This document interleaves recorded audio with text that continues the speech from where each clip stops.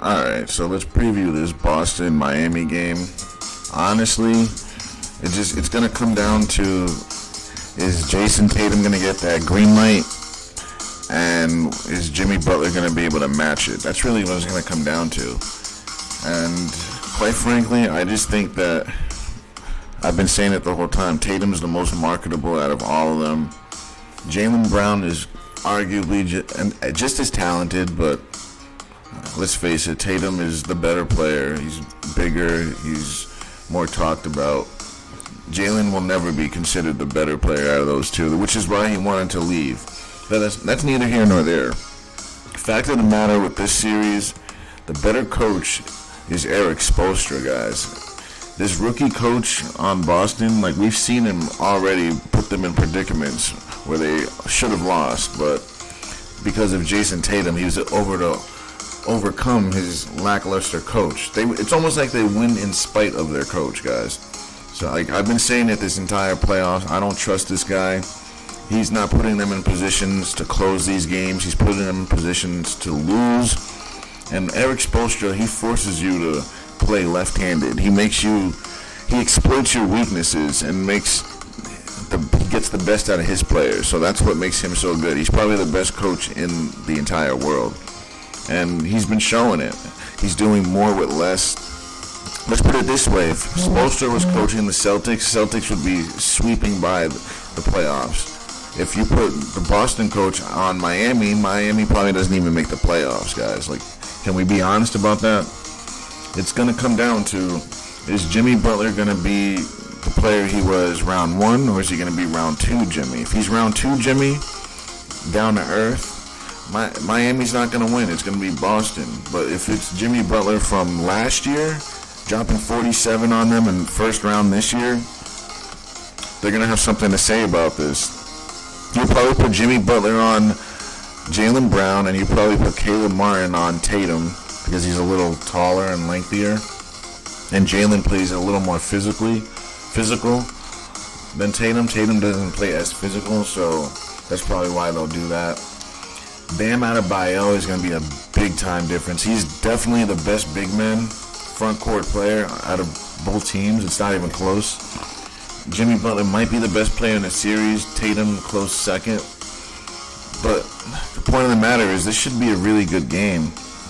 But honestly, I would take Boston just because they are constructed better. They have three good guards, right? They got, Michael Brogdon, Marcus Smart, Derek White. Those three guys are capable of scoring. See, this is last year's game. Derek White dropped 22. Marcus Smart gave you 14. And you didn't have Michael Brogdon yet. He was a new acquisition, so he only helps them, makes them a little stronger. Other than that, they're basically going to have to force. I think the way Boston wins is find a way to get Bam Adebayo away from the rim. As long as he's underneath the rim, you're not really going to have a chance to score that often because he's a force to be reckoned with at the rim. He's not. This is no walk in the park trying to score on him. There's a reason Miami keeps winning. It's because of him. He's a monster. Let's see here. But the thing about Boston, they can play many different ways. They can play drive, kick out. They can play ISO. They can play back screen and roll. They can do a lot. Pick and roll as well. But one thing they struggle at is mid-range games. So what I think Eric Spoelstra will do, something he's good at, is mixing in zone coverage. He'll do stretches of zone coverage out of nowhere, and I think that will throw Boston off and force them to have to hit shots, specifically in the mid-range. I think that will be problematic for them because that's where they struggle, guys. Boston, they're not comfortable shooting mid-range shots. If you watch them play, they shoot threes or layups. Threes, dunks, layups. That's how they play. They don't shoot mid-range. That's not part of their analytical system. It's not how they play. It's not who they are at all. But Miami, they shoot mid-ranges all the time. That's who they are. They shoot threes seldomly too, but they shoot mid-range. They like to work inside, and then they call plays for the three-point shot. And I'm hearing that Tyler Herro might be coming back later in the series, so that could be a factor. I know he's not great on defense, but he provides playoff shooting and a player that's been in the pressure of the playoffs to perform well. So I think that'll help them. Obviously, they don't have PJ Tucker anymore, but they'll be fine without him. This team could have easily won last year, but it came down to the more marketable player, Jason Tatum, and that's why I think they'll give them the edge again. Like, I hope I'm wrong. I want Miami to win. I love the underdog story.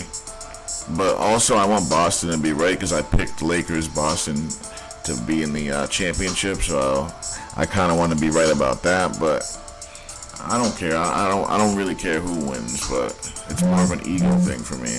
But if it ends up being Lakers-Miami, I'm cool with that. If it ends up being Denver-Miami or Denver-Boston, I'm cool with that either way. But there's something to be said about being right about the players or the teams you pick. So that's the only reason. Other than that, how else can Miami win? Miami also can win by playing press defense, because Boston, even though they're a good team, one thing they're not exceptional at is ball handling. So I think Spoelstra's going to play a lot of full court press, a lot of half court press, like in your face at the half court line, pressure in your face, making you dribble 90 feet.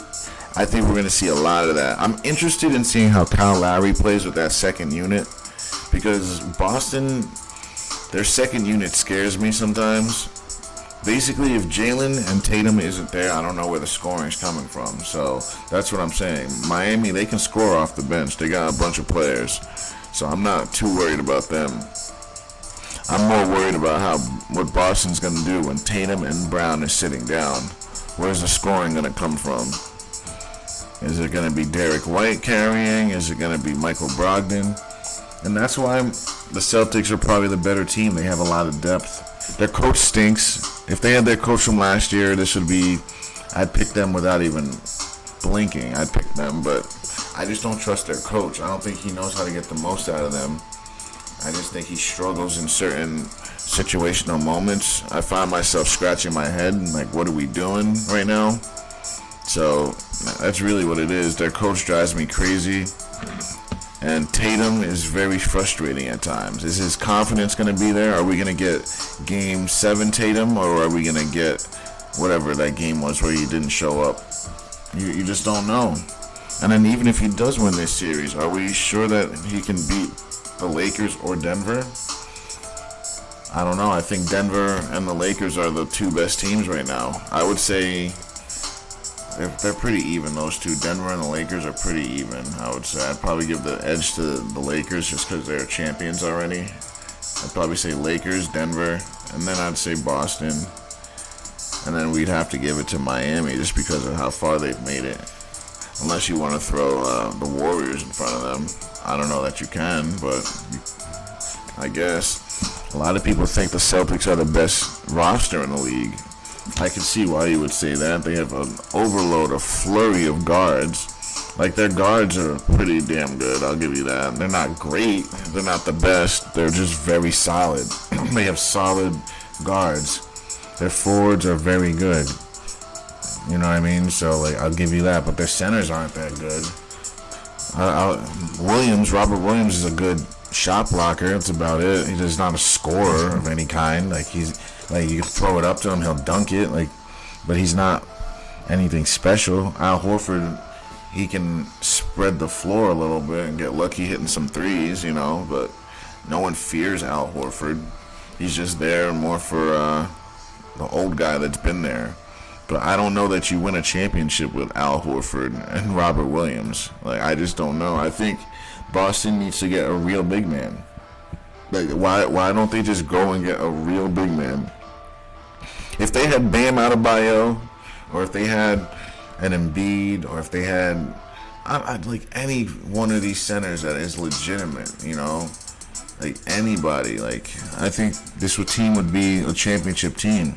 I just think that on the inside they're gonna get exposed because they're just not that good. They're not that skilled. Robert Williams is only a shot blocker, but he doesn't have good feet. He's not gonna be able to stay with Anthony Davis step for step or Jokic. He's gonna get dominated. Al Horford, same thing, step for step. He's just not athletic.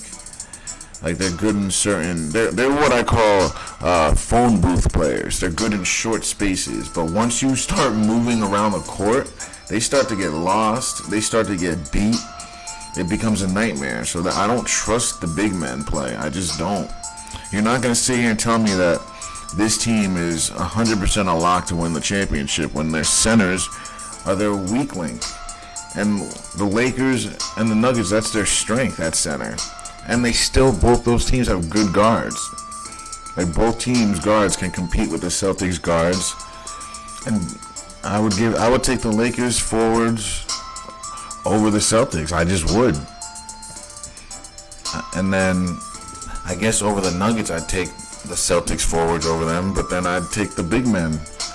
And I'd take Jamal Murray over Marcus Smart and whoever else they got over there. But then Jaylen Brown over KCP. Michael Porter or Jason Tatum. I guess you would take Tatum, right? Aaron Gordon. They just got too much size for them. I just don't know. You'd have to start probably Michael Brogdon in that lineup. You probably have to go Smart, Brogdon, Jalen, Tatum, Horford. You'd have to probably do that. But then Gordon would probably end up bodying Tatum. I just don't know how Boston would match up against Denver. I think Denver would pose a lot of problems for them. Very many issues. I think the Lakers do too. I just don't know how Boston can beat either one of those teams. It's just not their time yet, guys. Like I said, give Tatum in 5 years when LeBron and KD, all those guys are aged out and they're gone. Then that's going to be Tatum's time. It's not his time yet, guys. He's going to pay his dues just like Michael Jordan did, just like Kobe did, just like LBJ did.